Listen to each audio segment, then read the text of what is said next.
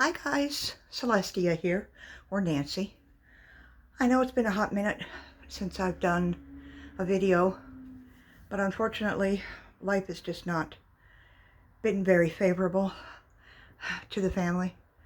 My mother's been in hospital and is now in a rehab place to try and get her better so that she can go home. And unfortunately she, on this past Monday, had to put her cat down. So things have not been too good. I've been trying to keep her spirits up and mine as well. So the reason for the video today is, as you may recall, Lady Bacha, or Angela, and I did a collab on the Jazz Man.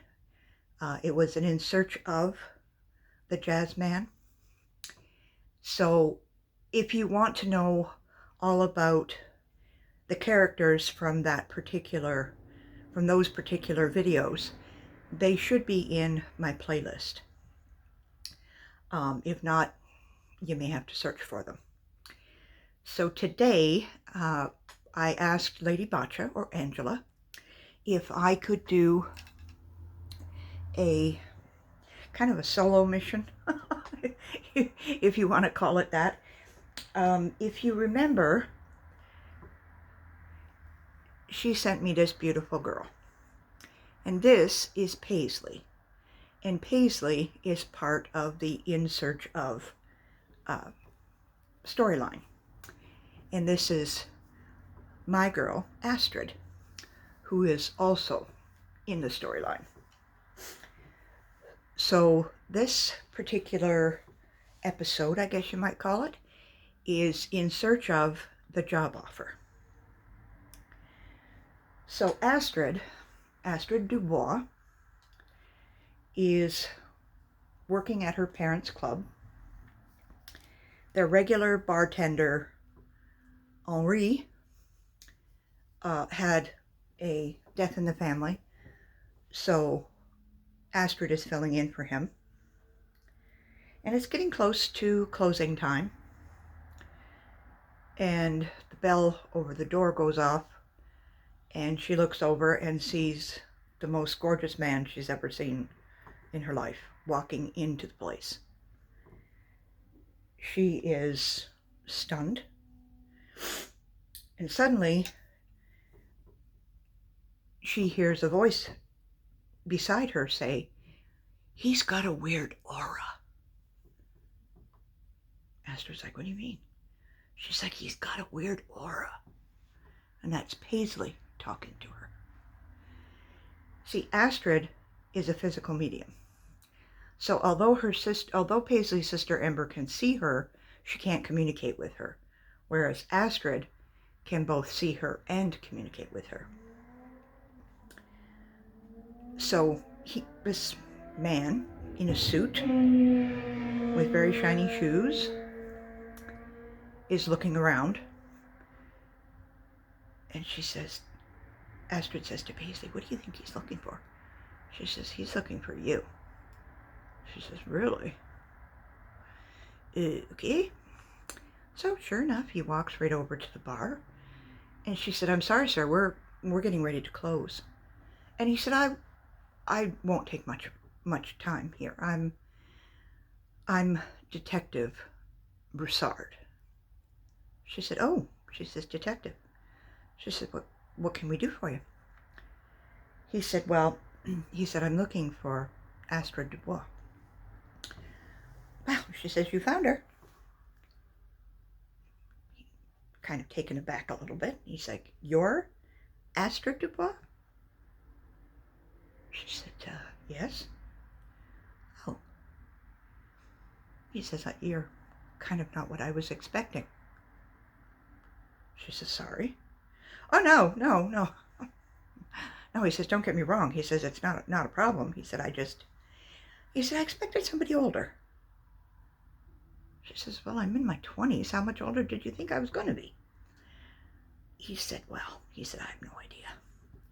He said, "Is there," looking around the nearly empty club, He said, is there someplace where we can sit and talk? She says, well, pull up a stool. He said, well, kind of not very private. He said, what I need to talk to you about, I need to talk to you about in private. She says, as I said, we're getting ready to close. And this is a place of business. So unless, you want to take me downtown and, beat me with telephone books, she says, you're going to have to be where I'm able to be. He says, really? He says, well, we could go downtown. She says, that's fine. She said, then arrest me. Oh, no. He says, you're a person of interest. He said, she said, well, she says, I do know a little bit about the law. And she said, the fact that I'm a person of interest doesn't mean that you have the right to come in here and demand anything. He said, I just want to talk. She said, so talk. She said, I'm not stopping you. He said, look, can we grab a couple of coffees and go and sit at the damn table? Astrid hears in her ear, he's getting pissed. She nods, and she's like, fine. She said, but when my father comes out here yelling and screaming that I haven't gotten things done, you're going to explain to him why. So sure enough, she grabs a couple of coffees, puts it on a tray, cream and sugar, spoons, etc. Goes to the table in the corner, sits down. She says, so, she says, here we are. She says, what the hell do you want? He says, well, he said, not too long ago, he said, the police department, the New Orleans Police Department, got several noise complaints, several complaints about flashing light, houses were rattled, cars were shook until their alarms went off. And he said, you were seen coming out of a building that these flashing lights, etc., were seen. She said, so? She said, I was there with a friend of mine at the behest of the owners of the house. He said, oh, really? He said, I didn't get that in my research. She said, well, maybe you're not as great a detective as you thought you were. He said, what's with the attitude? She said, attitude. She says, you come in here just as we're getting ready to close. He's like, okay. Can we just start over, please? She's fine. He said, look. He said, I am a detective for the New Orleans Police Department. He said, but I also represent the council. City council?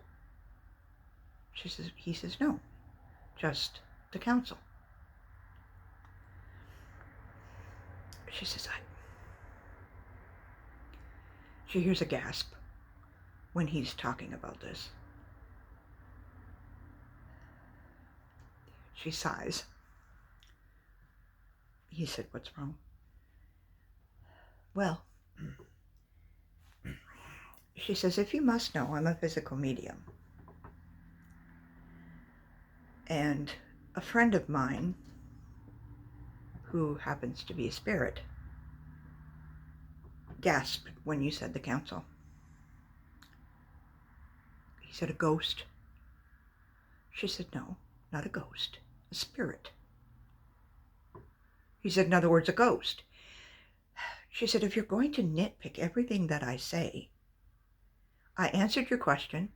Now, what is this council? Paisley says, he's getting angry again. His aura's changing.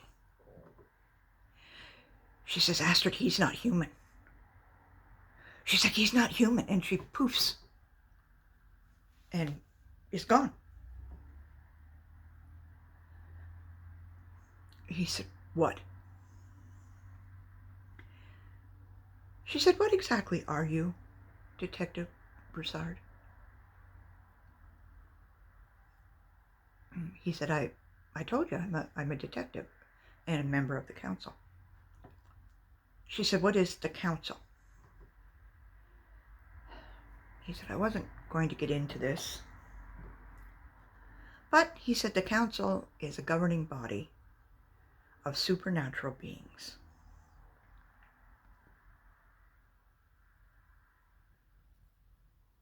She said, supernatural beings? He said, yes. Witches, warlocks, vampires, shapeshifters. She said, there are no vampires in New Orleans. He said, not in this particular part of New Orleans, no. He said, the house that you took care of the Axeman in was a murder house. She says, Detective, I know all I need to know about that house. She said, it was not a pleasant experience for me. So could we change the subject and you can tell me about this council? He said, very well. He said, they would like to meet you and your friend. Why? He said, are you going to question everything that I say? She's like, pretty much, since you're not really telling me anything. He says, very well. I am on the council. He said, and as a member of the ruling body, he said, we have voted that you and your friend, and he flips open his pad that he had taken out of his pocket. He says, Ember. He said, we would like you to become members of the council and work for us. She's like, doing what? He said, pretty much what you're doing now, only you'll be probably really busy.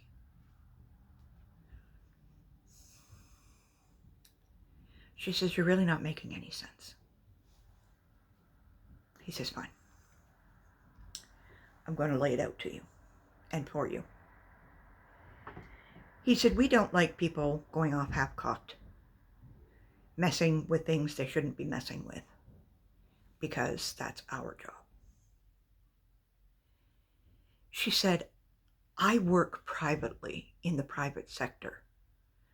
And if somebody comes to me and wants help, I'm going to help them. And there's nothing you or your stupid council are going to do or say to stop me. It is a free country after all. He says, you really, really don't know what you're messing with. She said, so explain it to me.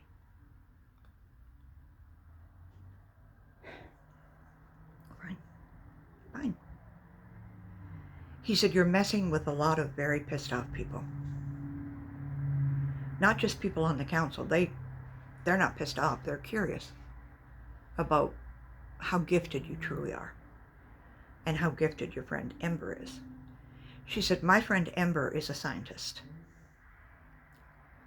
She uses scientific equipment to prove the existence of spirits, poltergeists, etc.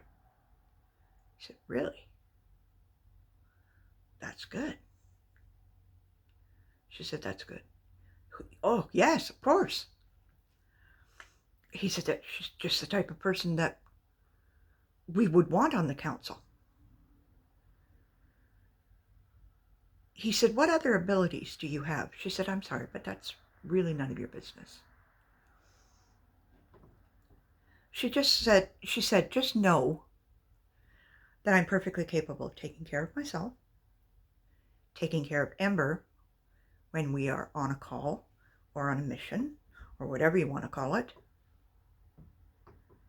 And that's really all you need to know. He was like, and you talk to ghosts. She said, that is my main my main thing, yes. I talk to ghosts. So she sat back waiting for him to laugh, snicker, any kind of change of facial expression, but there was none. And in her head, she's thinking, holy crap. This is the only person other than my parents and Ember that has believed this. She said, you didn't react to that statement. You said, did you expect me to? He said, I'm talking about werewolves, vampires, and other shapeshifters. She said, wait a minute. She said, Paisley said you weren't human. He said, technically I am human. She said, technically. He said, yes, this is my main form. She said, your main form? He said, yes, I can turn into just about any mammal. He said, a few birds, large birds, birds of prey. She said, I have never heard of a person or a being being able to take on more than one form. He says, I'm called a therianthrope. Therian, thrope. Look it up, Google it, whatever. He said, but the offer by the council is legitimate. He said, we want you and Ember to work for us. We will send you places that are hotspots, along with other members. Or if you don't like the idea of working with anybody else, then it could just be you and Ember. He said, but one way or the other, we want you and her on the council. He said, Miss Dubois, it is very important. I cannot stress with you how important it is. He said, you still want to work in the private sector, that's fine. He said, but we want to know what you can do. We want to know if speaking to the dead is the only thing that you can do. She said, I'm not going to give you an answer today. She said, don't. She said, that was rather childish, wasn't it? Tiska. He said, I've been tracking you down for a week. Okay? And then to finally find you and being able to talk to you and putting this invitation forward and for you to say that you can't give me an answer? No. She says, I can't. She said, this is not something that I'm going to jump into and make a decision by myself. She said, because it doesn't just affect me. She said, it'll take me away from my family. It'll take me away from the club. And I was needed today because our bartender had a family emergency. She said, and if I'm off doing goodness knows what with the council, she said, how am I going to be able to help them? What did they do before you were born?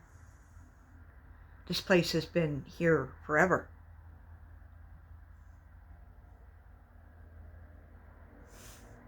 He said, what did they do before you were old enough to help? I'm sure they can get along without you. She said, I'm not sure I want them to.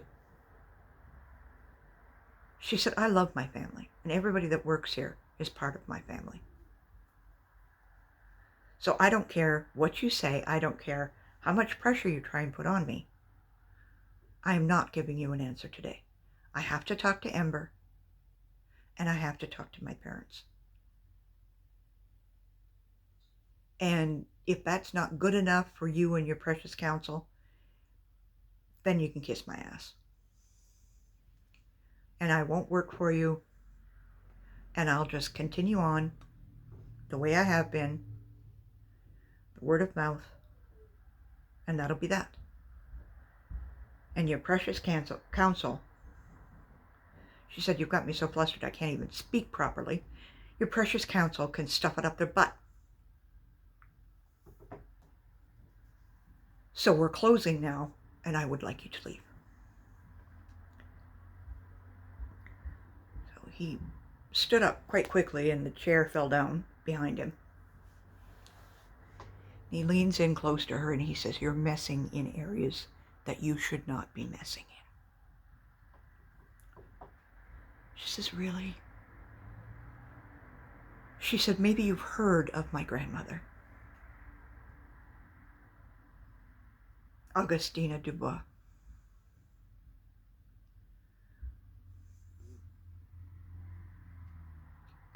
Yes, I've heard of her. When she passed, the only thing she told me was be true to yourself and do what must be done. And that's what I'm going to do. So I'd like you to leave.